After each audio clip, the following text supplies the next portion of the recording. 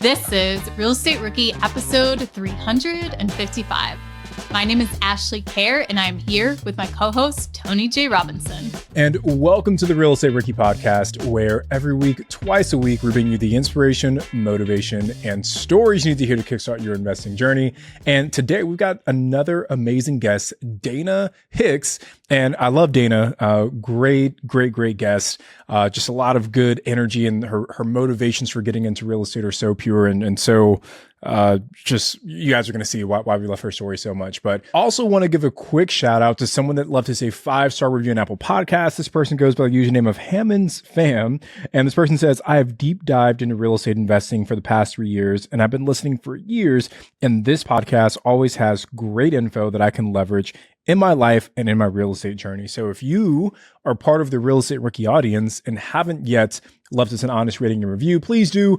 Only takes about 2 to 3 minutes, but it does have a huge impact on the show. And we just might read your review on the show like I did for this one.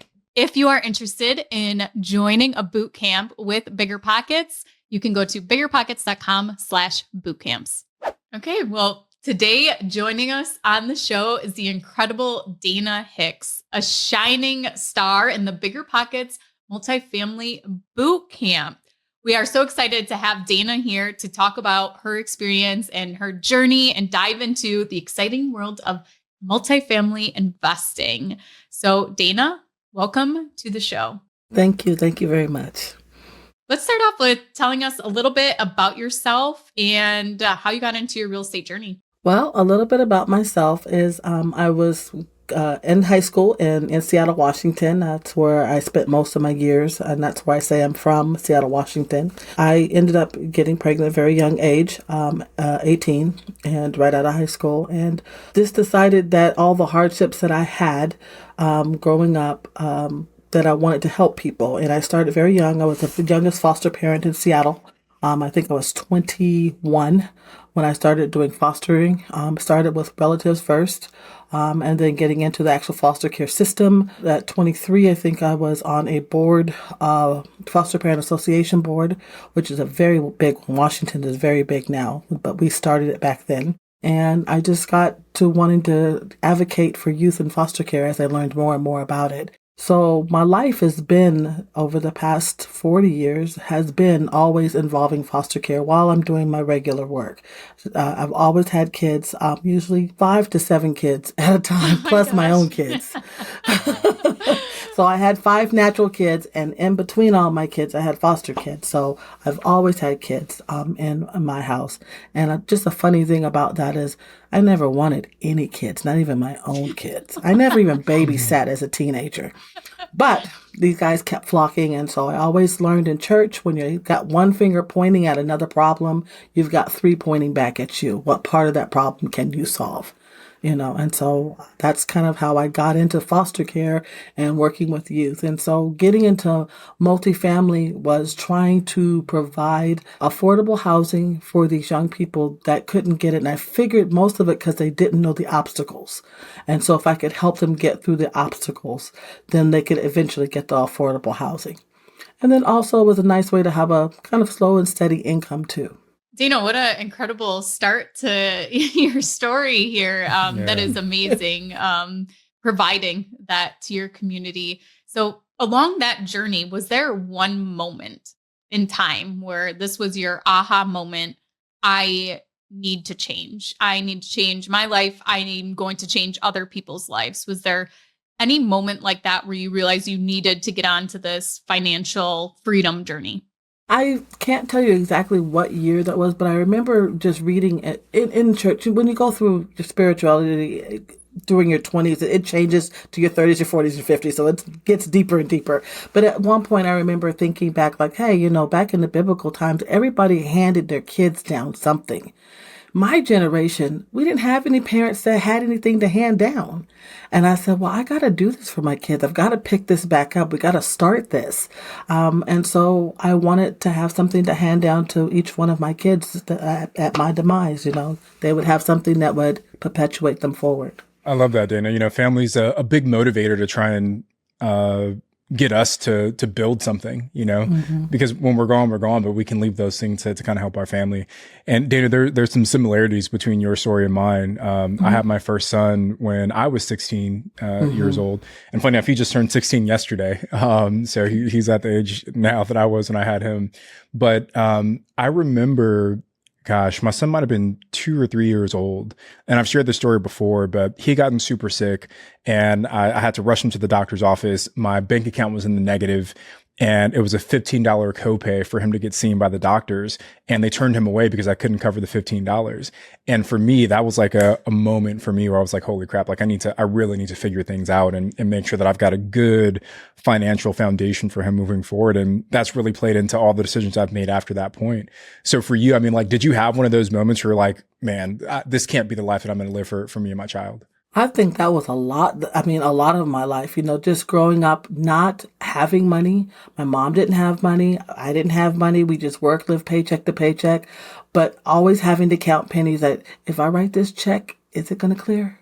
If I put my bank card in this thing, am I going to have enough money? My calculation says I should have $10 over, but I might only have two, So I think that came coming through my 30s and I was saying, hey, we got to do something different and figure out what that difference is. And some of it was just doing a self-assessment. And I didn't really start doing that till my mid-40s, a self-assessment. Like, you know what?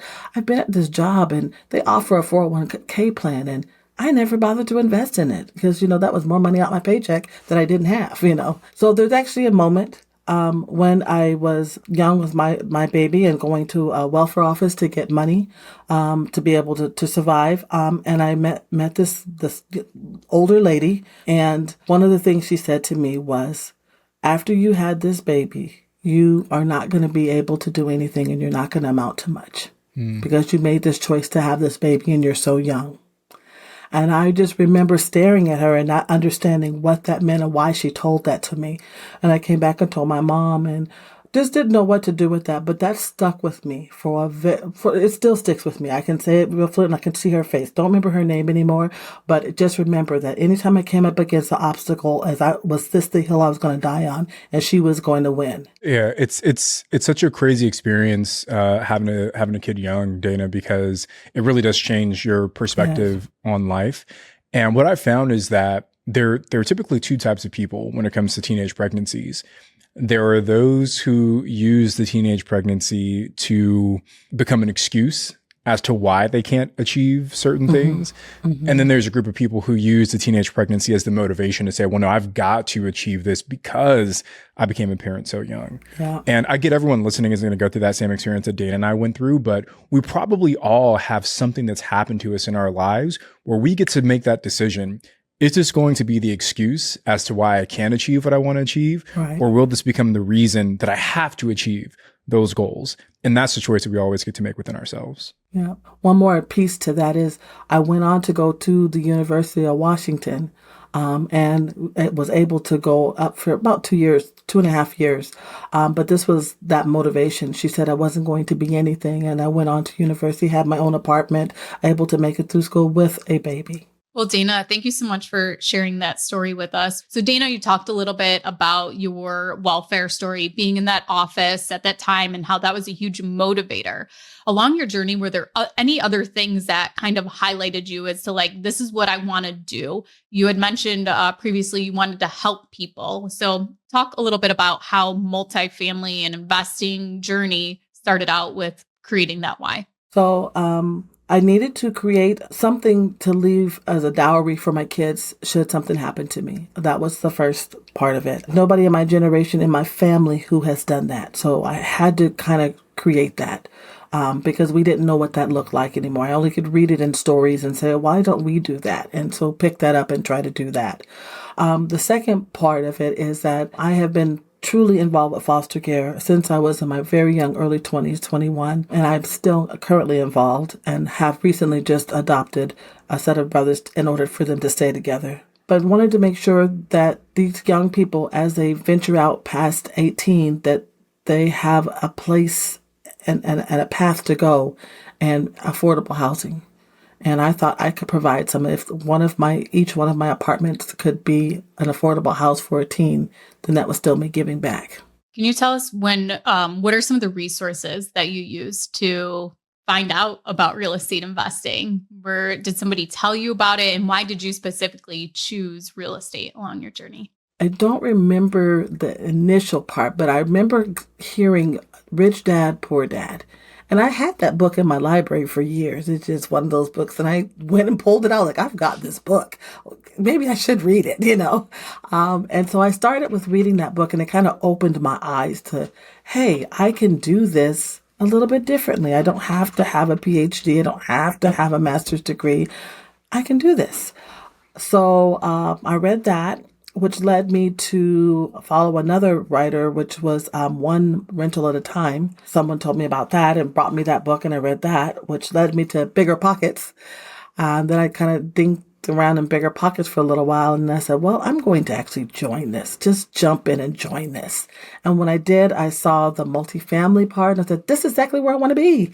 And so I joined that group, and man, it's been awesome. It has been so awesome.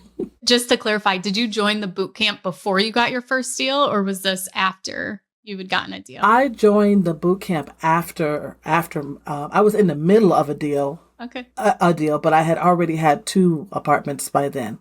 Okay, cool. Yeah. So getting the knowledge for that first 2 apartments, that was just from being on the BiggerPockets website. Were you in the forums? What are some things that a rookie investor can do if they're trying to, take the same path as you? What are some of those steps that made you feel comfortable and confident to actually take action? Be prepared to jump off the cliff and just go with whatever goes. I think if they were to do it again, I would make sure that they definitely invest in their education piece.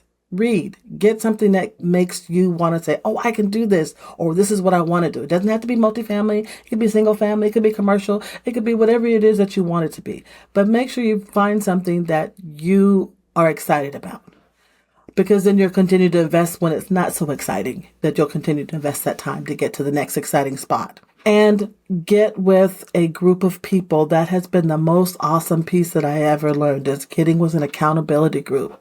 And I have an awesome accountability group. Yeah, I think surrounding yourself with other like-minded individuals, especially at the beginning of your journey, is so, so important, because the chances of you having someone in your life, in your close personal circle, that's also investing in small multifamily is probably pretty small for the average person, or, that's flipping or wholesaling or short-term rentals, whatever strategy it is you want to go after.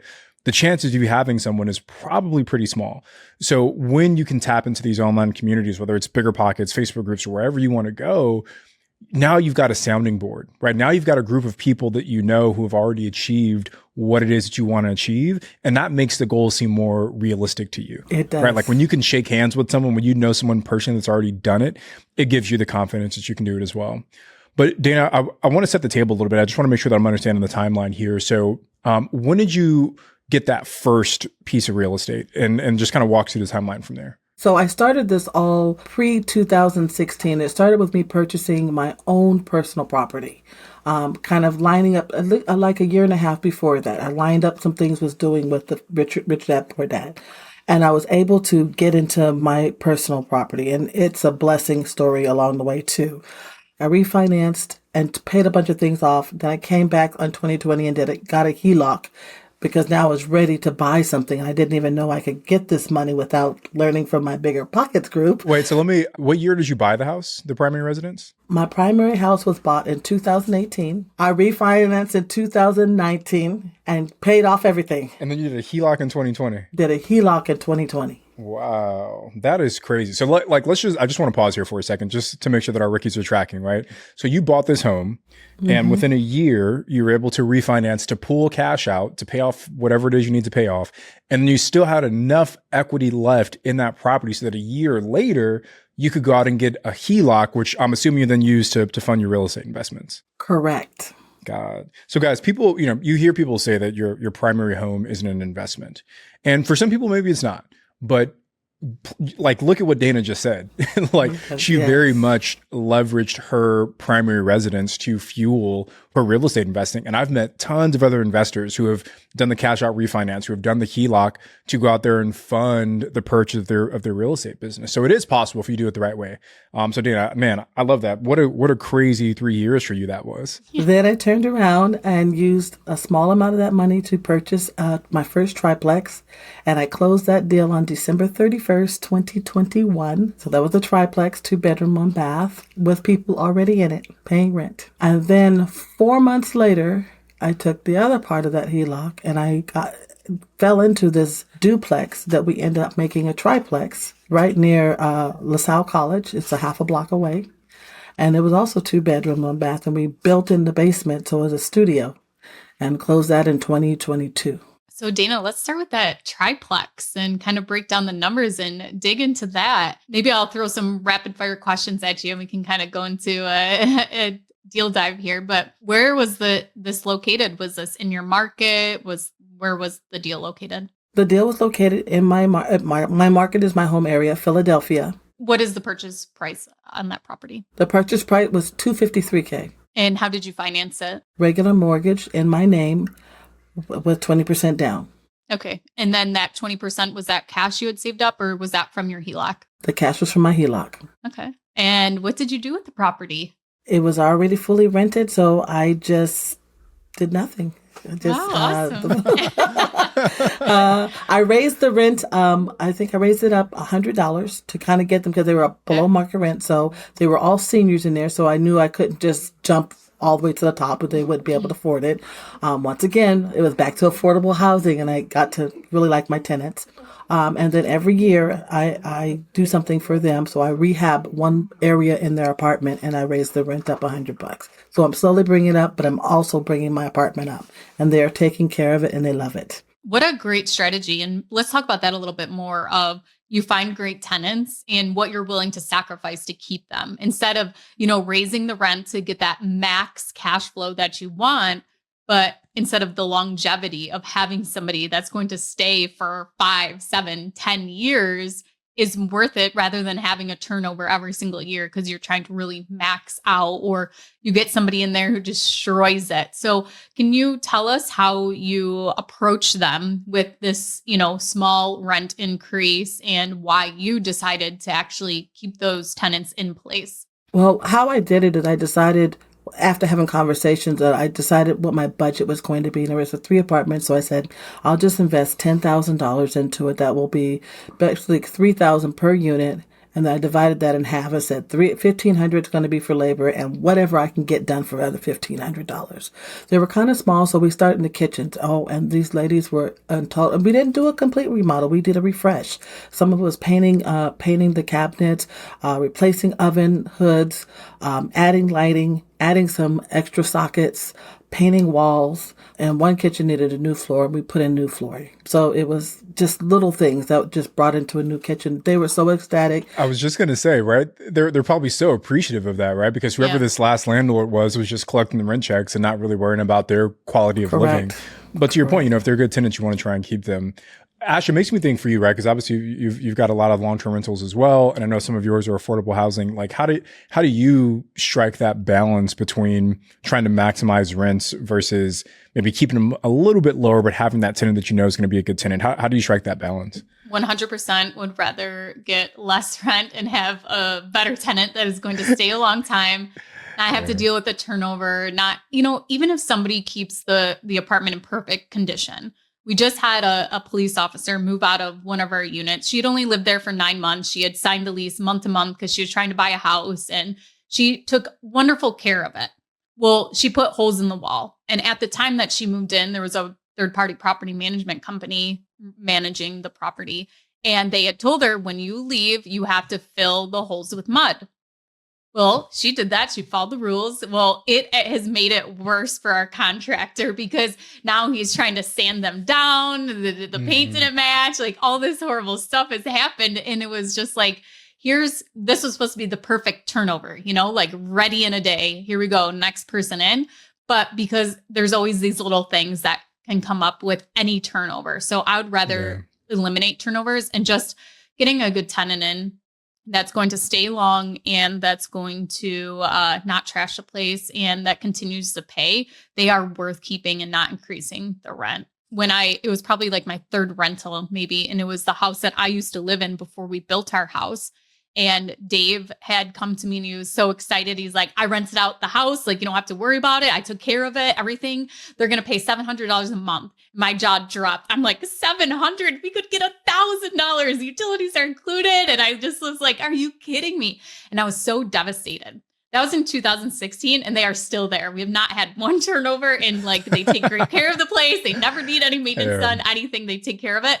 And so, and looking back at it now, like I would way rather have that than have somebody new in every single year. Yeah, it's weighing that balance, right? Mm-hmm. Now, Dayna, I'm curious for you, right? Because you jumped right into multifamily. I think a lot of rookie investors who are listening feel that maybe they need to start with a single family residence first, but your first purchase was a triplex. What made you feel that that was the right strategy for you? And how did you build that confidence to start with 3 units from the very beginning? I think when I was in my reading, I was understanding this concept that you could start single family, but it's either 100% rented or 100% empty. Mm-hmm. And that just weighed in. I said, well, that's not good. Yeah. But if you had a multiplex, your vacancy is a lot lower. You know, the chances are them both being empty at the same time or, you know, not there. And also, you know, you always have some income coming in. Mm-hmm. In my area, because Philadelphia is a pretty populated city, duplexes and triplexes are common. They were in the same price as a single family small row home. So I was getting more bang for my buck for the amount of money by going into a triplex. Well, let's talk a little bit about that, Dayna, because you said that they were kind of common in your area, which is the opposite of where I'm at. There's like no small multifamily where I live in California. But how did you come up with your buy box? Like, how did you know what type of multifamily was the right type of multifamily for you? Location, size, all those things. Where was your buy box? How did you come up with it?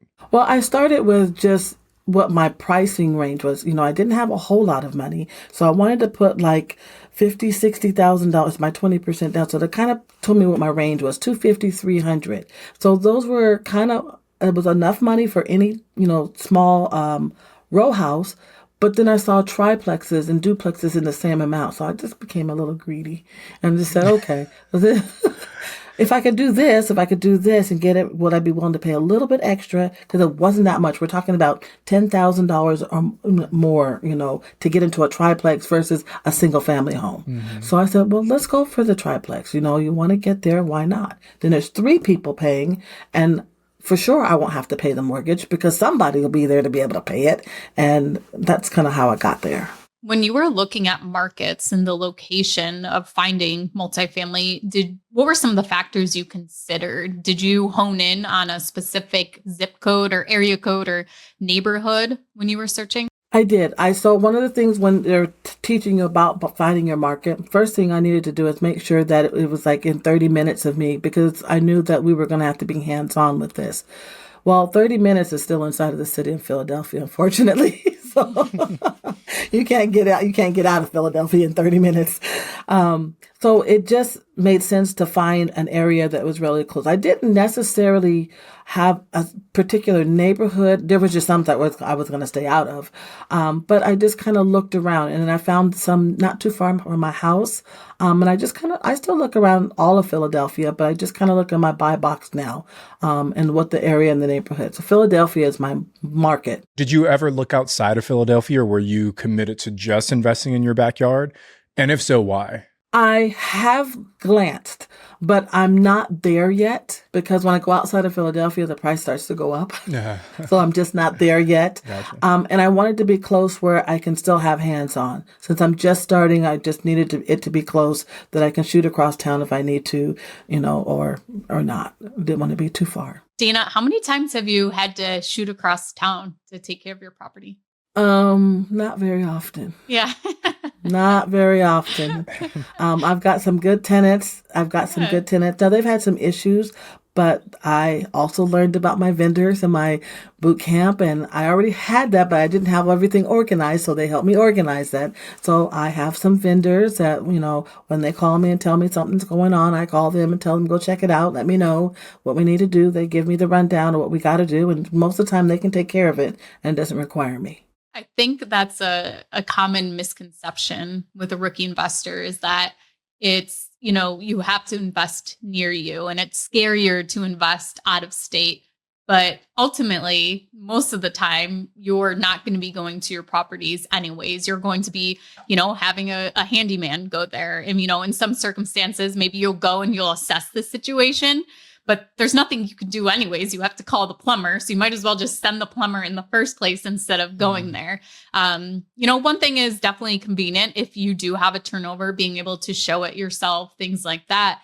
But the difference between having a property close to you and a property out of state or out of your market that's farther away, it can be exactly the same as far as finding those people who are boots on the ground. And a lot of times you don't even need to go to the property at all. You will learn and realize, and sometimes you just go because you're curious.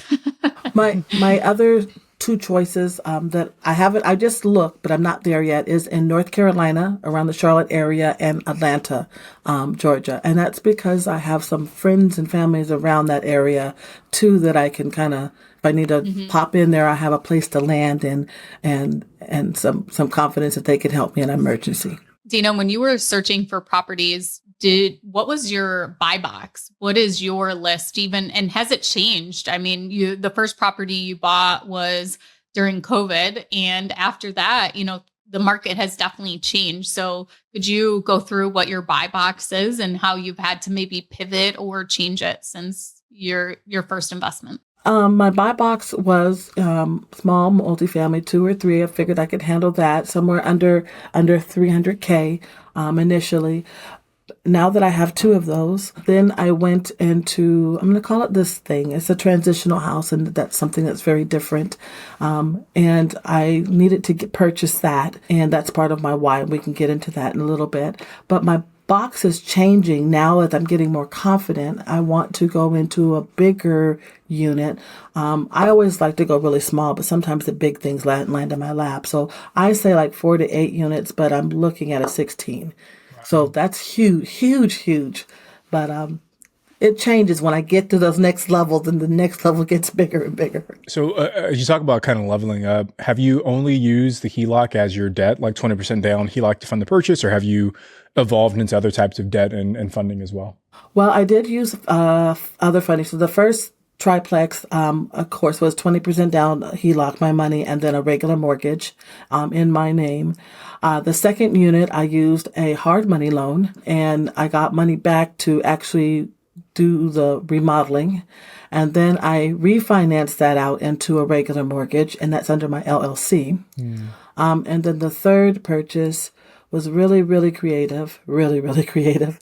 But I got a multi-family residential commercial home. I said, because it's all of that.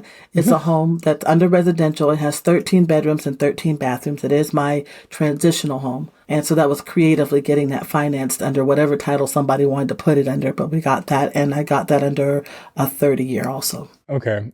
So you the second property, the second triplex, that was a rehab project for you? Yes, it was. Gotcha. Had you ever managed a rehab before that? Nope. So walk us through it quickly, Dan. Like, what was that process for you? Like managing a rehab for the first time? Like, let's just start with the first question. How did you come up with your scope of work? Like, how did you identify, here's what I want to be done inside of this house from a rehab perspective? Well, let me tell you, at the beginning, I didn't even know what a scope of work was. So they had to explain all these things to me really quick. I said, okay, I can do this. So basically, I had to list out what I wanted, and I had a friend who's been my main contractor for my house go through the house with me, tell me what it needs. I've been through a lot of projects on my house with him, so I've learned how to start picking up some of the things that he needs up front. And we kind of listed it out. I found another contractor group who was local and told him this is what I needed. He needed to start and I needed to start. And so he agreed for the price, the money I had, and said, this is what I got and this is what needs to be done. Can you do it? And he said, yeah, we'll get it done. So that's kind of how we did it and got everything listed that we needed. Unfortunately, here's one of the failures in that, is that I didn't realize how much I needed to manage them.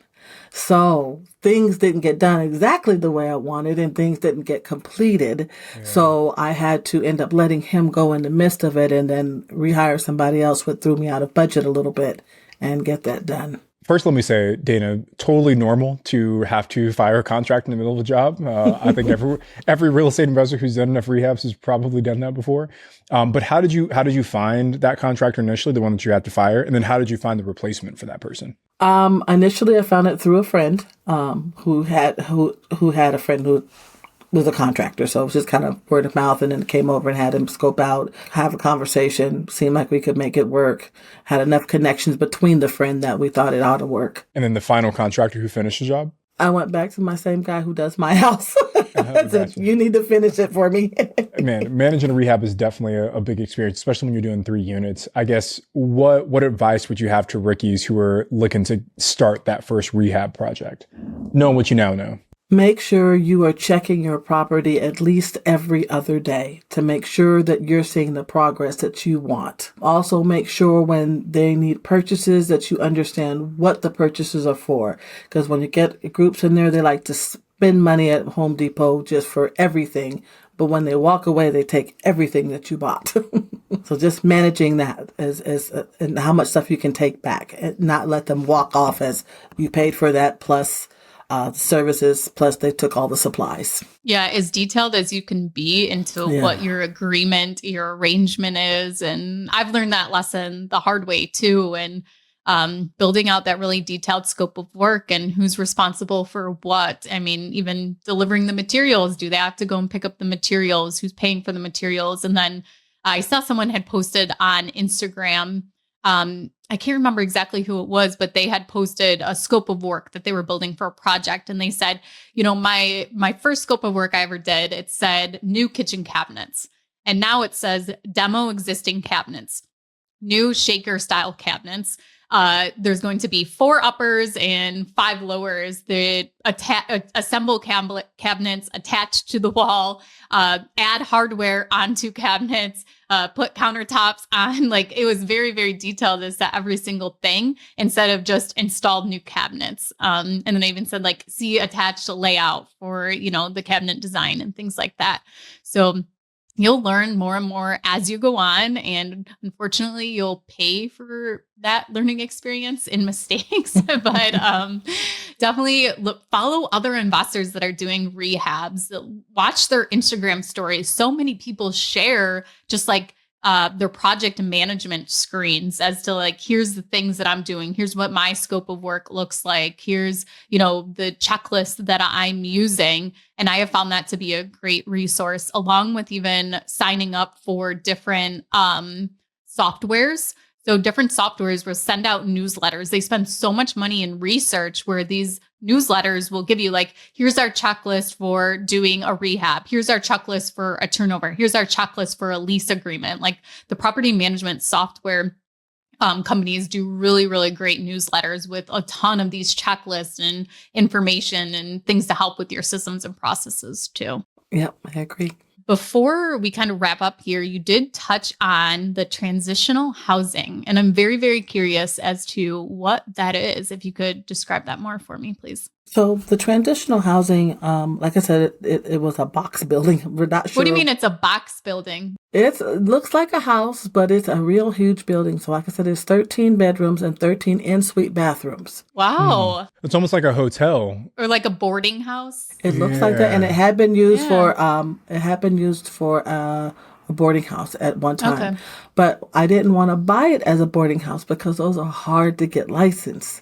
So I couldn't buy a boarding house. I had to buy a residential house, and it couldn't be commercial. So it was really interesting how we were going to use this. Yeah. So based on how we were going to use it, that it was going to be for a foundation called Envision Success.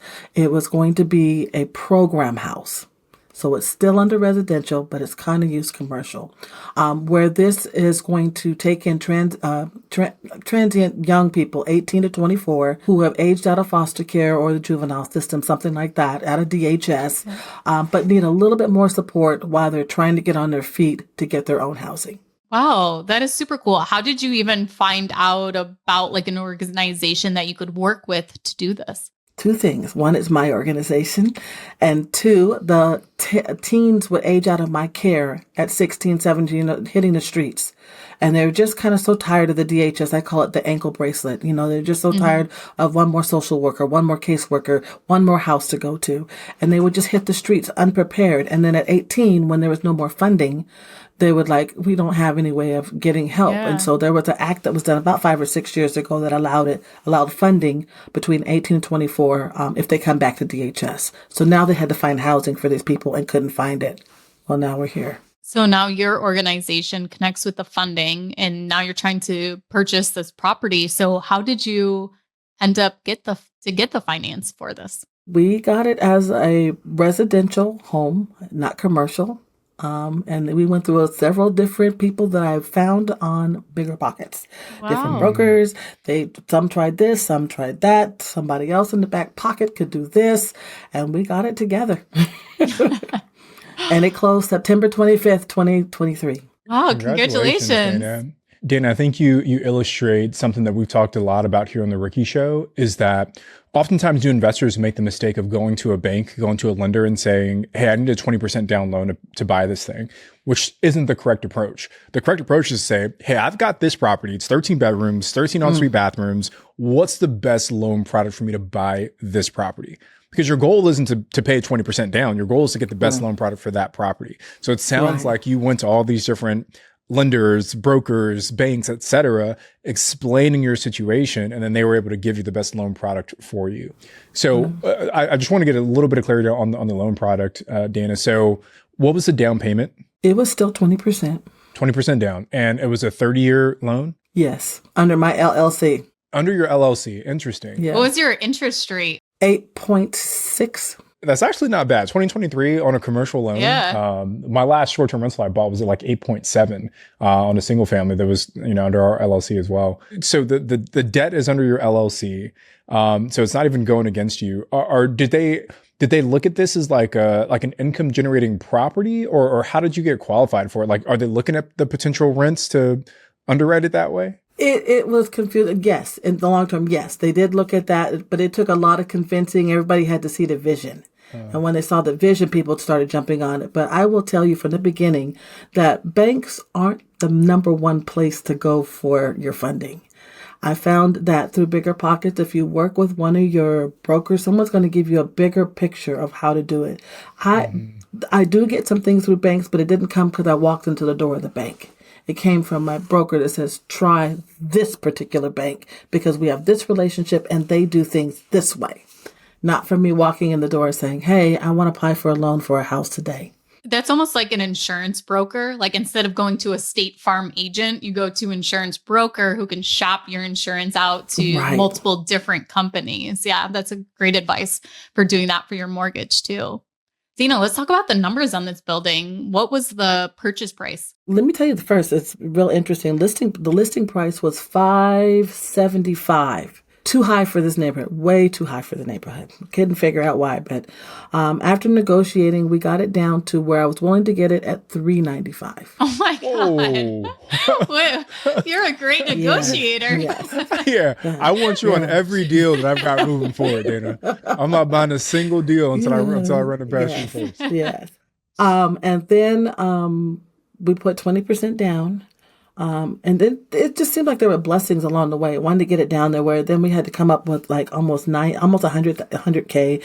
And my first and silent partner is my mom.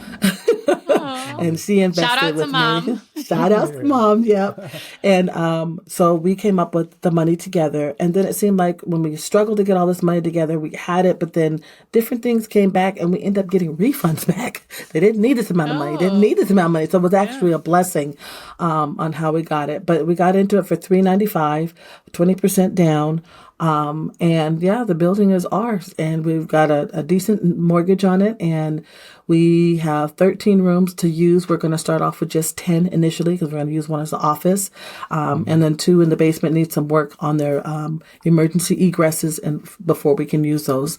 But for right now, we have 10. 10's plenty.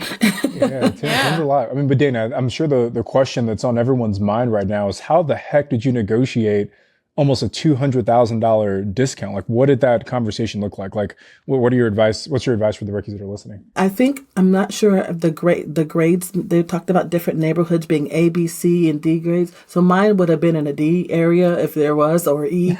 The price was way too high for that. Okay. It's next to a house that might be 100K. It just doesn't work that way. There was nothing else comparable like that in the area. So I did know my comps for that. Then, the fact that nobody in this particular area, well, when I was trying to finance it, it's not going to be an Airbnb. It's not going to be a vacation home because this is not the area those people were coming for vacationing. Not at all. So there was no one coming for this. So if you want me, these are the things. And I walked through all the things that were wrong with it. One that, it needed the HVAC to be fixed. It had a fire in it. Their windows that were boarded up. There was no emergency exits. There were a lot of things. So I said, before I could even look at it, some of these had to be taken care of. So he was taking care and he said, well, how about we just wheel and deal and go down? My number was like around 425, but he had already dropped it down to 495 without me getting there. So if you take it for 495.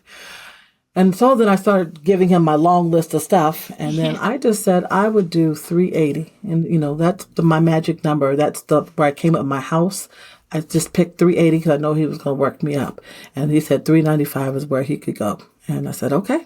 So Dayna, two super important points to call out there. So first, the listing price is just a suggestion. Correct. And just because someone lists something for a certain number doesn't necessarily mean that either A, it's actually worth that, or B, that that's the only number that they're willing to take. And you don't know what they're actually willing to take until you start talking with them. Every property has a number where it works, and it's up to you to try and figure out where that number is, and then to communicate to the seller why the number they have doesn't make sense and why the number you have does make sense. So kudos to you for sticking to your guns and not, I guess giving up just because the number was so far off from what you wanted, right? We're talking a $200,000 difference almost. It's a big difference. Right. A lot of investors they wouldn't even have looked at that deal because it was so far off from where they needed. So kudos to you for doing that. And then second, I would assume that part of the reason that seller was maybe so flexible was because of where we're at in the market cycle right now. With interest rates in the 8s, right? Like what you got on this property, there's less buyers out there right now. Correct. So the seller probably knows that. So it makes them a little bit more willing to sell this property to you. So even though you're buying this at an 8, Fed just said yesterday, I saw a bunch of stuff floating around the internet that they're going to start doing rate cuts again next year, right? So imagine what happens if you can take this 8% interest rate and you refinance down to a 6. Like how much more juicy does that cash flow get? Right. So for all of our rookies that are sitting on the sidelines waiting for that perfect moment, don't do that. Do what Dayna did. Go out there, hustle, find that right deal, negotiate. And if it cash flows at an 8%, imagine what it'll do at a 6%. I think that's a common misconception of what you explained right there, Tony, is to now can be a great time to buy because you're getting stuff at a better price and you can always go and refinance later. I was at a kid's birthday party on Sunday and there was a mom talking about how they wanted to buy a house, but it made her sick to her stomach about the interest rates and she just could not pay the interest rates and they were going to wait until they were lower. But what that means is you're going to pay a higher price later on, even though you're getting that lower rate, where someone could buy it now for a lower price and then go and refinance when the rates do drop. So I think that's a huge misconception that people don't understand and they're not doing the math on it, I guess. And yeah, I mean, you are taking a chance. There is the chance that interest rates just continue to go up and up and up, but hopefully you bought the property, that it is cash flowing and it's a deal as it is. So if rates do drop, it just becomes a juicier deal. And that's more fat on the steak for you. And say the rates do go up. Say rates go to 10%. Now you're going to be kicking yourself that you're paying 10 instead of paying 8, So it's like either way, like if the deal makes sense today, you should move forward with it. And you know what? One more rant on that, Tony, real quick, is I was listening to a podcast this morning, taking the kids to school, and it was talking about sub 2 and how there was somebody who went and purchased a property for $850,000, and they were so caught up on the fact that they were getting it sub 2, where they were getting this low mortgage payment, this low interest rate. And they were so excited that they paid the $850 what that person wanted. The same day they closed, a house next door to them, which was a comparable property right next door, sold for $650,000. That's a $200,000 difference that they overpaid for their property just to get that sub 2 financing. So I feel like it gives you something to really think about is to, are you really overpaying? I mean, you're going to owe $850,000 on that property until you pay it off, where if you get it for $650 and even though you have an interest rate, it's still less that you have to pay on the property or have to owe on the property. Okay, I'm done with my rant. Back to you, Dayna. we need a new segment. We got to call it like the Ricky rant, and then Ashley, you can just go off the rails for a few minutes at a time. Okay, so Dayna, to kind of wrap this up, what are you going to be cash flowing on this property? What are what is this grant going to be paying, per a bed for this property? Oh boy, okay, numbers here. Okay, well, so to make the numbers easy, we'll just stick with the number 10. Basically, right now we can command we're just opening it up actually this month.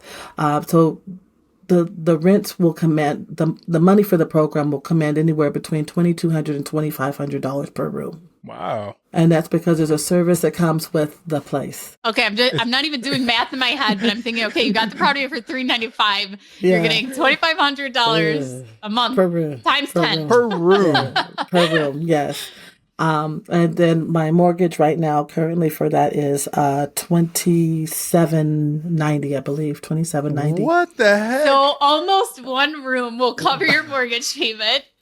And then you're most likely paying utilities for the property. Right. Yeah. So there's a couple of things going on, and there's a little split between businesses there. So for my part, for the real estate, I'm renting it to the program for $4,500, and then the program will do their existing part of that, and they have expenses. But to pay to my real estate side, they're paying $4,500. Yeah, but you own the program as well, right? I'm a part of the program. I don't own it. It's a nonprofit, so I'm a part of the program. Yes. Yeah, but it just goes to show, right? Like, man, when you find the right deal, you're talking a $395 purchase price, and you're renting out each room for almost what your mortgage is, and there's 10 of those rooms. That's a pretty good spread. Yes. It reminds me of we had an episode a while back with Devonna Reed, and her husband focused on sober living facilities. And same, she was, she'd go out and buy a single family home, 5 bedrooms, and she was renting out by the bed, not even by the room, but by the bed.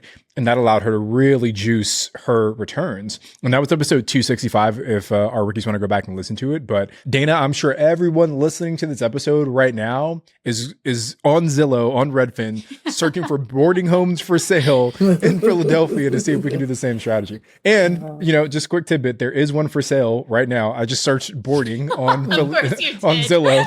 And there's one for sale right now, $350,000. And it's got 6 bedrooms, 3,000 square feet, commercial kitchen. So there you go, guys. When this episode comes out, go check that one out. The next question to follow up to that is, Dayna, does your organization go nationwide to help connect all the dots to provide for this? We are planning for that. So it's also pretty young too. So we are planning. We're just starting in our backyard and then those cities where we have connections.